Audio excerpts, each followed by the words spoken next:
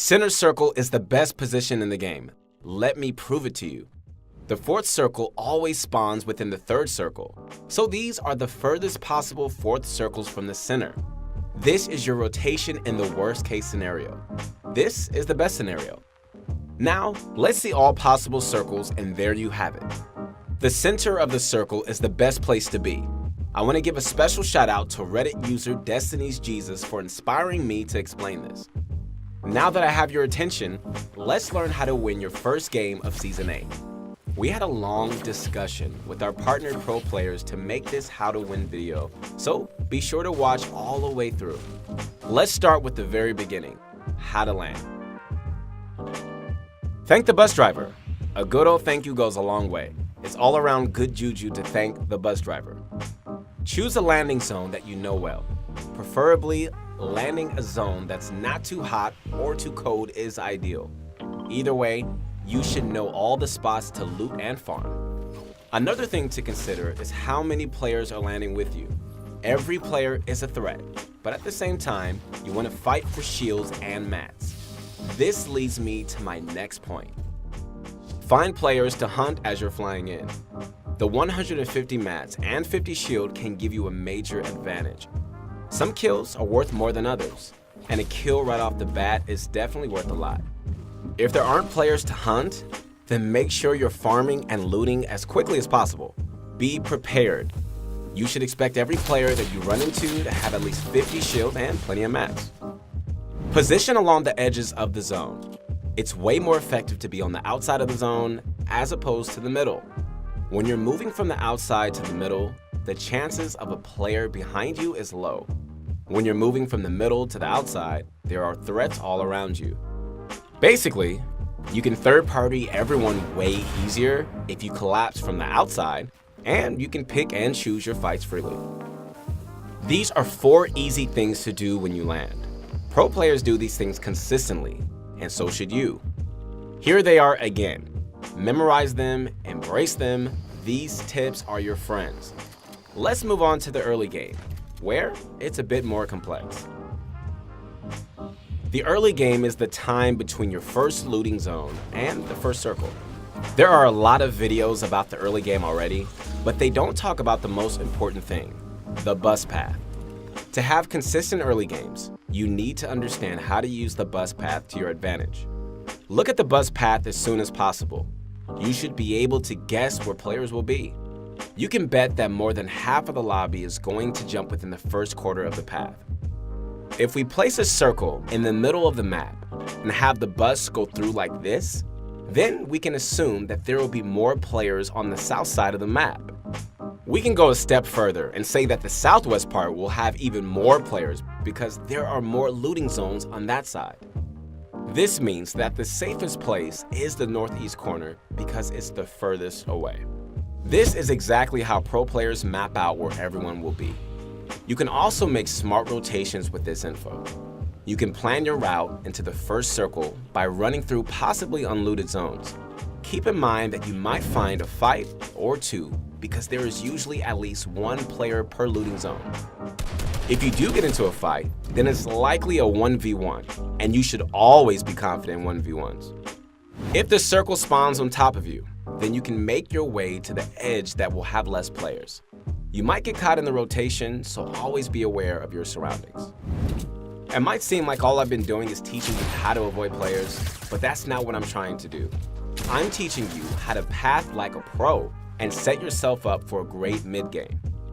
You might not have used the bus path in the past, but start today. Your early games will become way more consistent, and you'll be 1 step closer to winning your first game. Let's consider the mid-game as the second and third circle. This is a really confusing part of the game, and I know a lot of players struggle here. That's why I don't want to overwhelm you. So here's a simple to-do list that will carry you to the end game. Make sure your loadout is complete and your mat count is healthy. You should already be taking smart routes based on what you know about the bus path.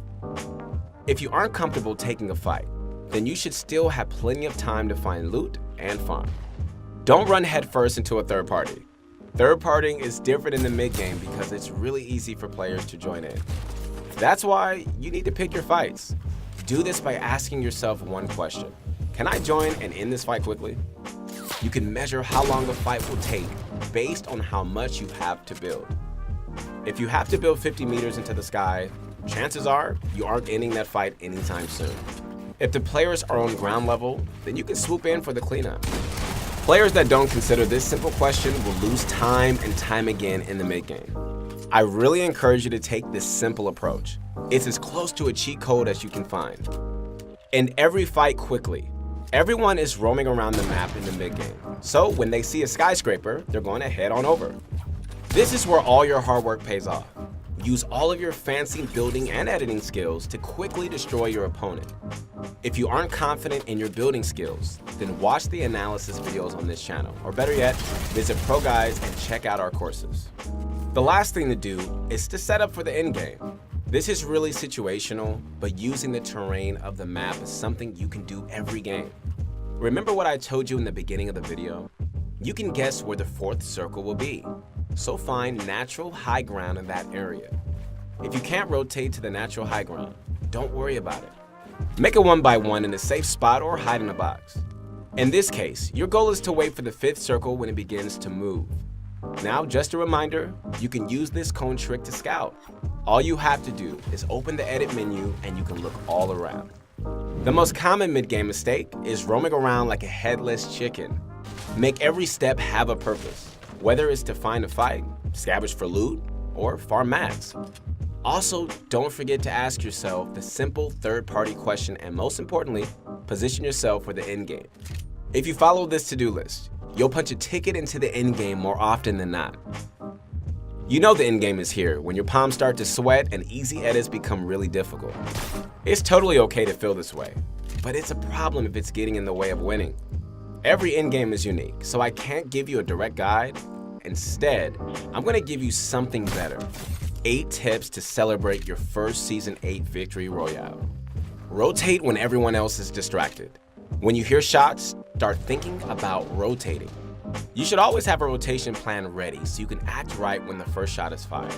You will lose a lot more games if you just sit there and wait. Always keep an eye on your mat count. If you're full mats, then build, build, build. If you die in the end game with a ton of mats, you need to revisit what went wrong. If you're low on mats, then use old build and terrain for cover. One of my favorite things to do is to hide behind already built structures and rotate late when I'm low on mats. It's possible to rotate with low mats. You just have to be a bit creative with your pathing. Go for natural high ground. Mountains and hills are an easy ticket to victory royales. This is something that everyone knows, but no one actually does. Natural high ground is the best in almost every single situation. Remember to fight back. Yes, you need to build, but you also need to fight back. If someone all-ins you, then you better act fast or else you're going to never win. Far too many players default into pencil warriors for no good reason. One thing that helps me is to think that if my opponent can shoot me, then I can shoot them. Always cover yourself when going for chip damage. Peeking out of a 1x1 is a quick way to die. A new trick I've seen is to make a door instead of a window. This way, you can peek out of a lower angle with more cover. Check out the difference between a window peek and a door peek. Try the door peek the next time. It works really well. Use your launch pads. Many pro players live and die by launch pad rotations. A good time to use launch pads is when the storm is close to you. If you launch pad too early, then everyone is going to shoot at you. When you wait for the storm to close in, your chances of being shot are much lower since players are rotating. This has been one of the most common ways to rotate since the beginning of competitive Fortnite. Take control of every wall around you. When you're in a tunnel, you need to own every single piece. You want the power to edit and move around whenever you need to. It's even more important to control every building in the middle of a fight. Always break and replace every single piece that isn't yours. Last but not least, play the game with an open mind. Now, you're not going to win every single endgame. If a player outplays you really badly, then it might be a good idea to watch the rest of the endgame. You can learn new tricks and analyze their gameplay when you're open-minded. You can't learn when you're being salty, So stay humble and go into each game with the goal of learning, and you'll have the first win before you know it. This is exactly how you're going to win your first game of Season 8. If you guys enjoyed the video, go ahead and like the video and subscribe to the channel. We're also really excited to announce that we want to do our next analysis videos on you guys. Send us your replays. We want to see how you guys are doing and how we can help you improve. The instructions are in the comments below. Hey, thanks again guys for watching. I'm Keith Allen Henson, and stay tuned for more videos coming out.